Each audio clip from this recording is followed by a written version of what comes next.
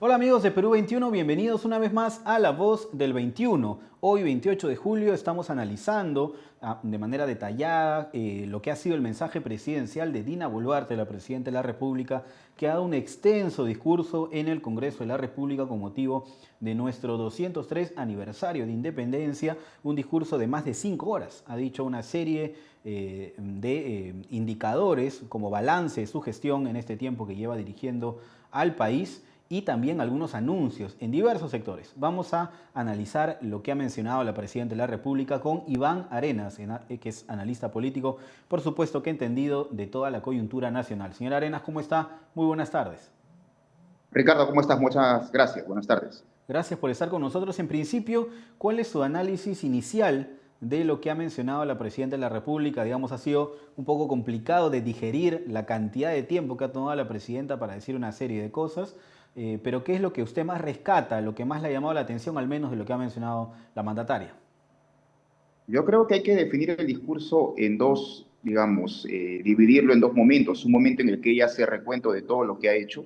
y el segundo es todo lo que va a hacer. A mí me parece que aparte de eso, aparte de la forma de las 5 horas, hay creo que hay un fondo. El fondo es básicamente que la inversión pública va a ser preponderante. Y a mí todavía me deja ciertas resquemores, ciertas preocupaciones que no se han enfocado en algunas cosas que para mí parecían elementales, como por ejemplo el tema de la inversión privada, salvo, por ejemplo, de haber dicho, haber mencionado a Tía María exactamente como lo dijo. Sorprende además de una presidenta que en el periodo de la candidatura, en el periodo de las elecciones presidenciales pasadas, ella dijo, se comprometió en evadir el tambo que el proyecto Tía María no va y ahora le da absolutamente todo el respaldo y toda la fortaleza.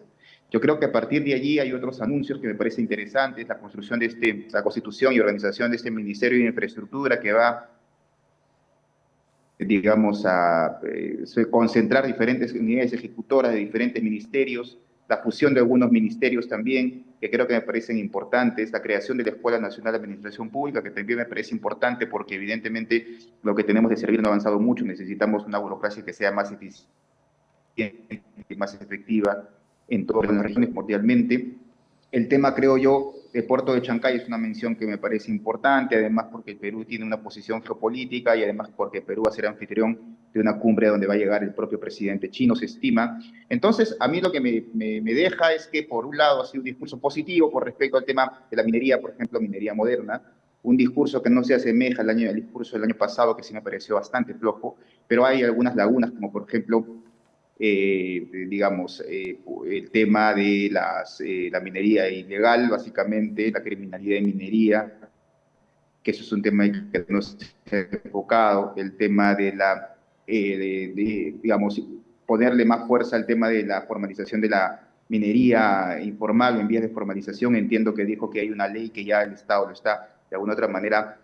socializando, pero me parece que más allá de eso, en líneas generales, me parece que ha sido un discurso mejor que el año pasado, un discurso donde hay mucha inversión pública, y donde hay, digamos, la inversión privada,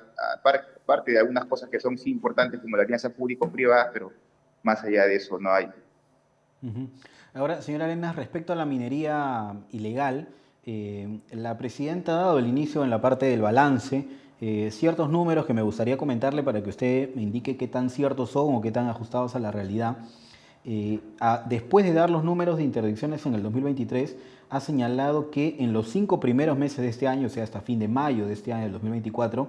el gobierno ha ejecutado 481 operativos con la destrucción de 1.336 campamentos, 6 plantas procesadoras y 502 pozas, además de la incautación, dice la presidenta en el mensaje, de 17.451 cartuchos de dinamita, entre otros.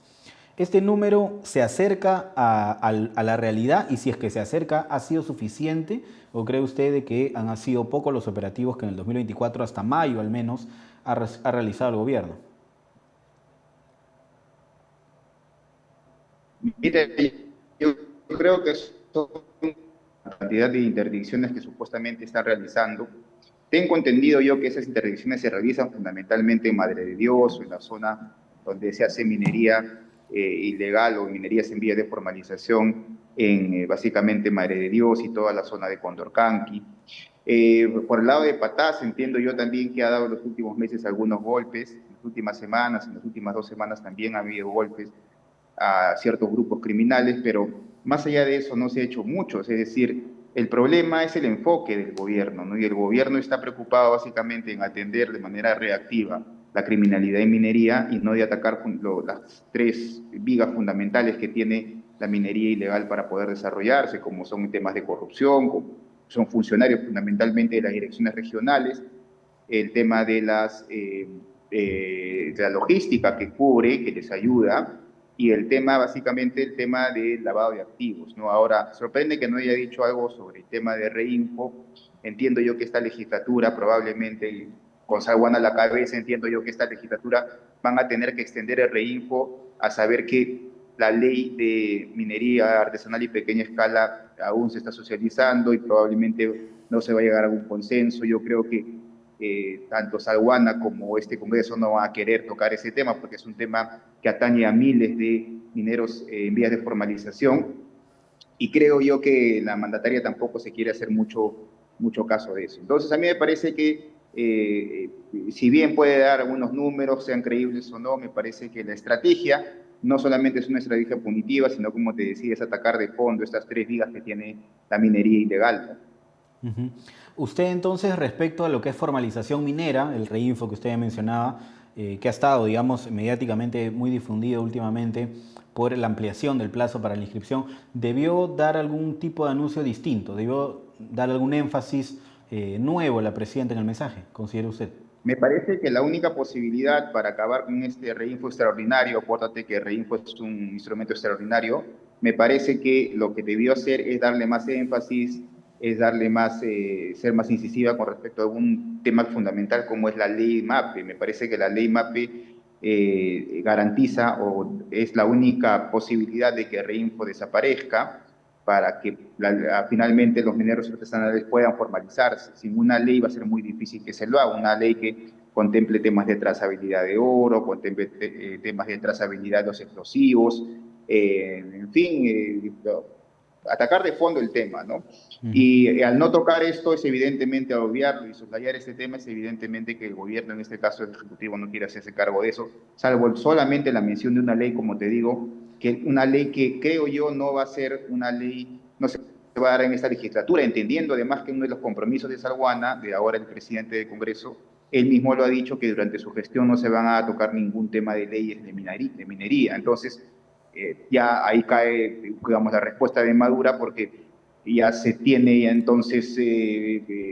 ya sobreentendido de que no va a haber en absoluto ninguna ley MAPE y que desafortunadamente Reinfo va a tener que ampliarse, ¿no?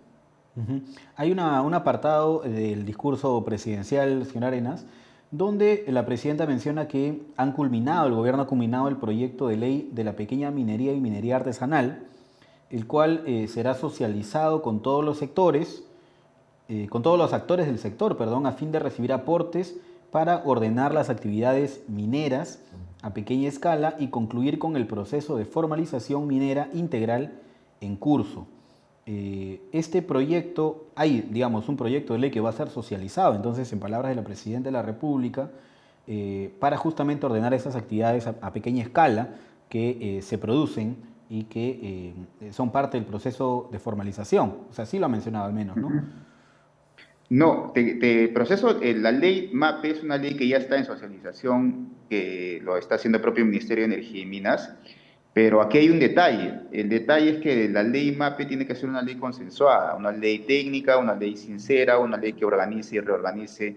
el sistema que ahora no funciona. El detalle es que, según el propio presidente del Congreso, el elegido Eduardo Salguana, él ha dicho que durante su gestión no se va a promulgar ninguna ley que tenga que ver con respecto a la minería. Sobre él hay muchas sospechas de haber actuado, o estar actuando, o haber sido aliado de la minería ilegal, sobre todo, en la minería en vía de formalización en Madre de Dios durante muchos años. Acuérdate tú la relación que él puede tener con el actual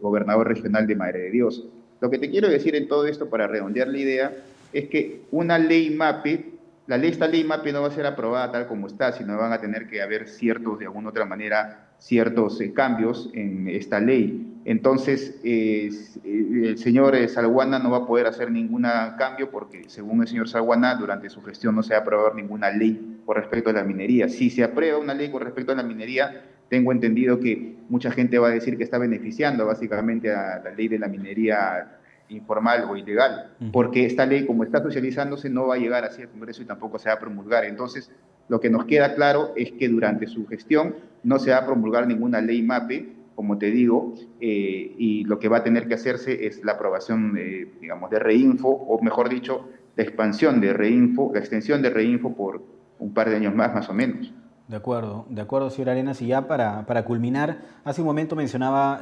lo que ha dicho, por supuesto, la presidenta respecto a Tía María y el cambio que ha tenido respecto a cuando ella participaba en elecciones, inclusive cuando era parte del gobierno de Pedro Castillo, cuando era vicepresidenta, cuando era ministra de Estado. Lo que ha dicho la presidenta hoy respecto a Tía María, de que que no afecta definitivamente, que la población está de acuerdo, lo que ha mencionado en general la presidenta de la República sobre Tía María, ¿lo deja usted satisfecho? Mira, yo creo que es una opinión absolutamente sincera de parte de un gobierno que hasta hace 2 años o 3 años se oponía a Tía María. Y sobre todo una presidenta que, como todos lo sabemos, firmó un acta de compromiso en el propio SLAI, un acta de compromiso básicamente político, ideológico, en el marco de la campaña política de las elecciones presidenciales. Entonces, yo creo que la señora Boluarte se ha dado cuenta, a través del ministro de Energía y Minas, que me parece que está haciendo muy bien, se ha dado cuenta de que Tía María es un proyecto que no solamente es un proyecto que va a beneficiar, sino que Tía María es, y eso hay que entenderlo bien, es una señal de confianza del empresariado nacional e internacional en las inversiones mineras. No ha salido, durante este último gobierno, no ha salido ningún proyecto minero que sea tan importante como el de Tía María. Entonces, ha salido otros proyectos, pero no de la dimensión de Tía María. Entonces, a mí lo que sí me deja, digamos, satisfecho, si cabe la palabra, es que el gobierno ha reculado, sobre todo el Ejecutivo ha reculado y se ha dado cuenta que este país es un país minero y que sobre todo es un país que sin la minería no podría de alguna otra manera pagar los agentes presupuestos públicos. Entonces, me parece que en ese sentido este gobierno ha hecho una defensa, no solamente ha hecho una promoción, sino además una defensa de Tía María y ha ido, digamos, a la línea de flotación, porque la línea de flotación de los que se oponen al proyecto de Tía María es porque han construido un relato pero muy potente, diciendo agua sí y mina no. Entonces, en ese relato, en la línea de flotación, en una de las partes ella misma dice que hay sectores que han inventado relatos y narrativas en contra de este proyecto, y me parece que sea ella quien lo diga después de tanto tiempo, después de tantos años, sabiendo además de cómo venía ella, eso sí me parece un cambio importante, sorprendente, y me parece además sorprendente también que el gobierno no solamente respalde, sino además el gobierno lo que haga es defienda a Tía María como una posibilidad de inversión que pueda dinamizar la economía en el sur, sobre todo en esta zona que está tan golpeada por la pobreza. De acuerdo, señor Arenas, le agradezco mucho por habernos acompañado a analizar el mensaje presidencial de Fiestas Patrias. Gracias. Ricardo, muchas gracias. Bien, ha sido Iván Arenas, analista político, nos ha acompañado en esta tarde en Perú 21 TV para analizar el mensaje presidencial de Dina Boluarte en este 28 de julio de 2024, Fiestas Patrias de la República, el 203 aniversario de nuestro país, donde la presidenta se ha tomado 5 horas para poder dar primero un balance y después anuncios sobre su gestión para el 2024, algunos para el 25 y hasta para el 26, donde dijo que va a dejar la presidencia de la República cuando corresponde para convocar las elecciones. Vamos a seguir desarrollando la información de manera detallada en todos los sectores en los que ha dado algunos anuncios la Presidenta de la República en nuestras plataformas, así que sigan conectados a Perú 21.